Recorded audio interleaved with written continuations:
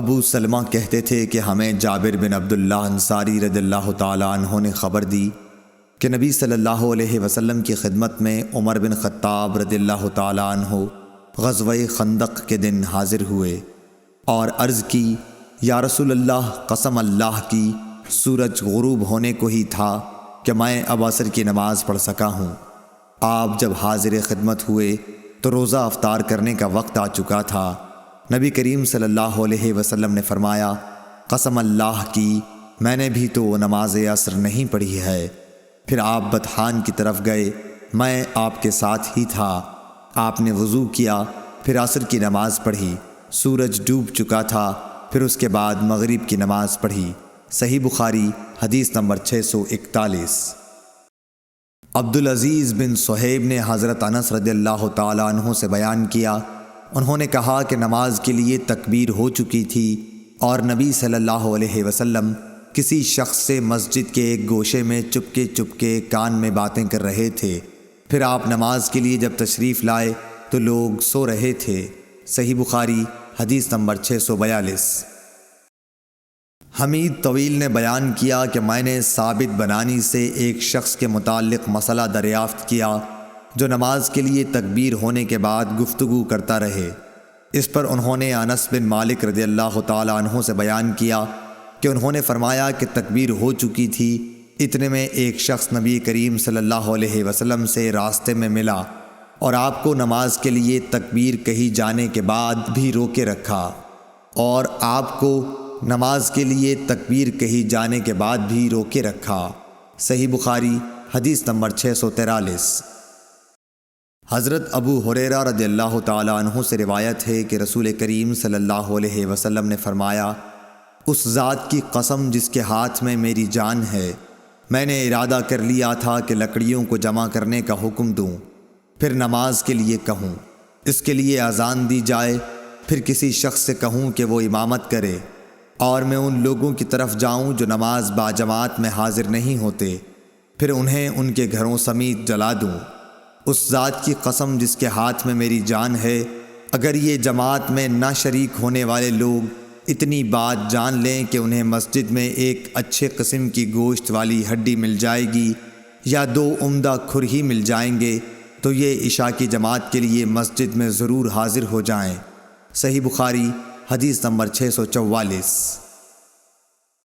حضرت عبداللہ بن عمر رضی اللہ تعالیٰ عنہ سے روایت ہے کہ رسول اللہ صلی اللہ علیہ وسلم نے فرمایا کہ جماعت کے ساتھ نماز اکیلے نماز پڑھنے سے 27 درجہ زیادہ فضیلت رکھتی ہے۔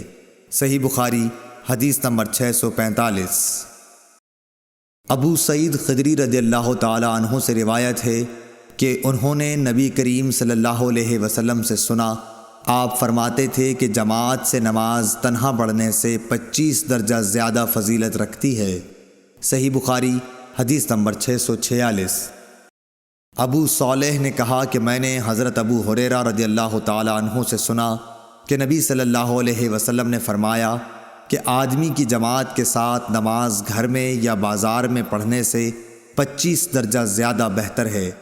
وجہ یہ ہے کہ جب ایک شخص وضو کرتا ہے اور اس کے تمام آداب کو ملحوظ رکھ کر اچھی طرح وضو کرتا ہے، پھر مسجد کا راستہ پکڑتا ہے اور سوائے نماز کے اور کوئی دوسرا ارادہ اس کا نہیں ہوتا، تو ہر قدم پر اس کا 1 درجہ بڑھتا ہے اور 1 گناہ معاف کیا جاتا ہے، اور جب نماز سے فارغ ہو جاتا ہے تو فرشتے اس وقت تک اس کے لیے برابر دعائیں کرتے رہتے ہیں جب تک وہ اپنے مصلی پر بیٹھا رہے، کہتے ہیں، اے اللہ اس پر اپنی رحمتیں نازل فرما، اے اللہ اس پر رحم کر، اور جب تک تم نماز کا انتظار کرتے رہو گویا تم نماز ہی میں مشغول ہو۔ صحیح بخاری حدیث نمبر 647۔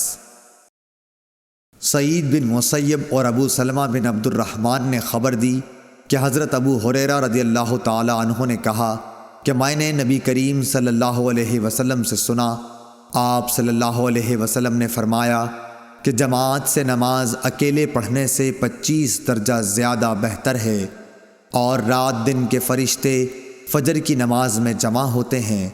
پھر ابو ہریرہ رضی اللہ تعالی عنہ نے فرمایا کہ اگر تم پڑھنا چاہو تو سورہ بنی اسرائیل کی یہ آیت پڑھو، ان قرآن الفجر کان مشہودا، یعنی فجر میں قرآن پاک کی تلاوت پر فرشتے حاضر ہوتے ہیں۔ صحیح بخاری حدیث نمبر 648۔ شعیب نے فرمایا کہ مجھ سے نافع نے ابن عمر رضی اللہ تعالی عنہ کے واسطے سے اس طرح حدیث بیان کی کہ جماعت کی نماز اکیلے کی نماز سے 27 درجہ زیادہ فضیلت رکھتی ہے۔ صحیح بخاری حدیث نمبر 649۔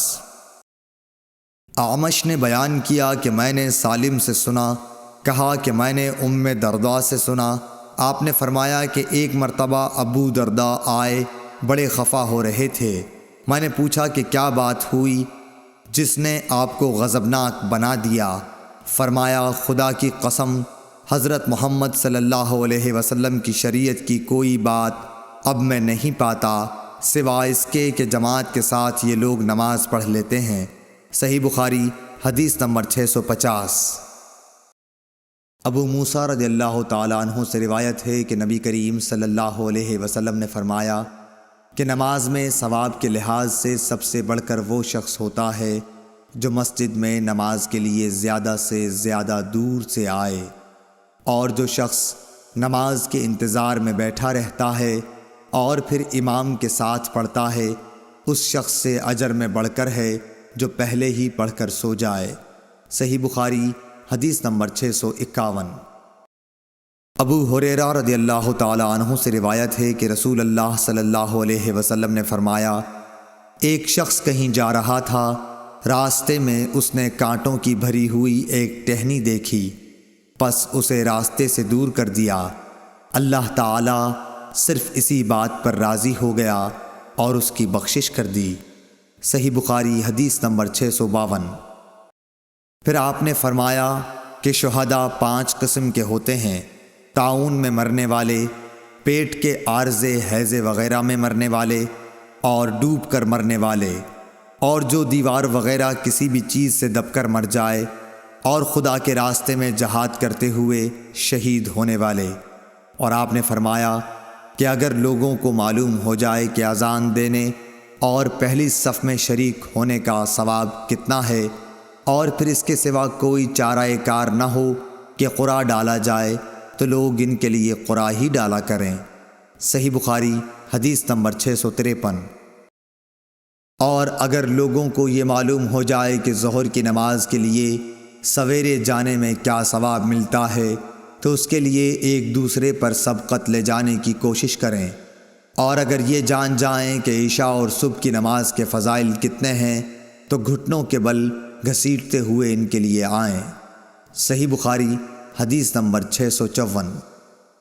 انس بن مالک رضی اللہ تعالی عنہ نے بیان کیا کہ نبی کریم صلی اللہ علیہ وسلم نے فرمایا، اے بنو سلمہ والو، کیا تم اپنے قدموں کا ثواب نہیں چاہتے؟ صحیح بخاری حدیث نمبر 655۔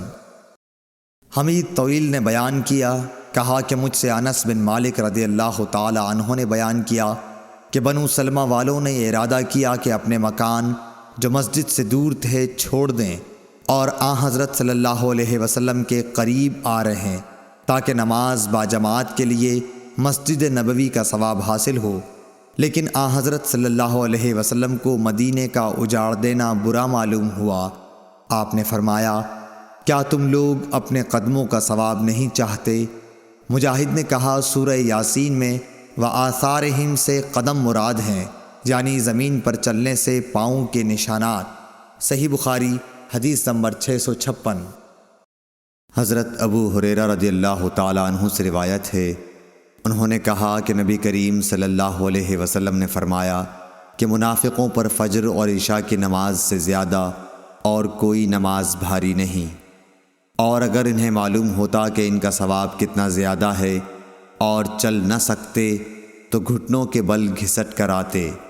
اور میرا تو ارادہ ہو گیا تھا کہ مؤذن سے کہوں کہ وہ تکبیر کہے، پھر میں کسی کو نماز پڑھانے کے لیے کہوں اور خود آگ کی چنگاریاں لے کر ان سب کے گھروں کو جلا دوں جو ابھی تک نماز کے لیے نہیں نکلے۔ صحیح بخاری حدیث نمبر 657۔ ابو قلابہ عبداللہ بن زید نے مالک بن حویرث سے روایت کیا ہے، انہوں نے نبی کریم صلی اللہ علیہ وسلم سے کہ آپ نے فرمایا، جب نماز کا وقت آ جائے تو تم دونوں اذان دو اور اقامت کہو، پھر جو تم میں بڑا ہے وہ امام بنے۔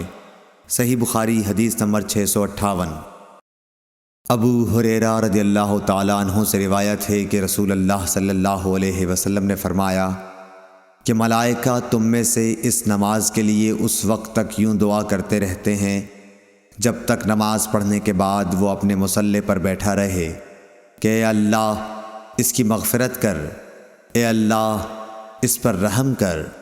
تم میں سے وہ شخص جو صرف نماز کی وجہ سے رکا ہوا ہے، گھر جانے سے سوا نماز کے اور کوئی چیز اس کے لیے مانع نہیں، تو اس کا یہ سارا وقت نماز ہی میں شمار ہوگا۔ صحیح بخاری حدیث نمبر 659۔ حفص بن عاصم نے ابو ہریرہ رضی اللہ تعالیٰ عنہ سے روایت کیا ہے، انہوں نے نبی کریم صلی اللہ علیہ وسلم سے کہ آپ نے فرمایا کہ 7 طرح کے آدمی ہوں گے جن کو خدا اس دن اپنے سائے میں جگہ دے گا جس دن اس کے سائے کے سوا اور کوئی سایہ نہ ہوگا۔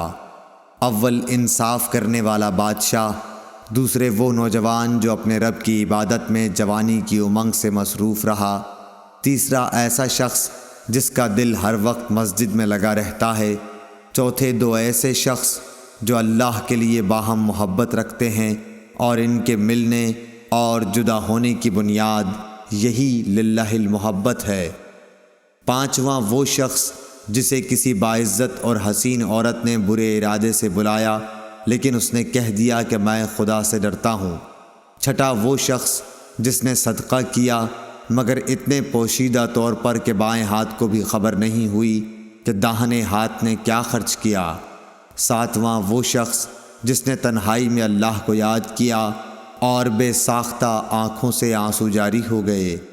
صحیح بخاری حدیث نمبر 660۔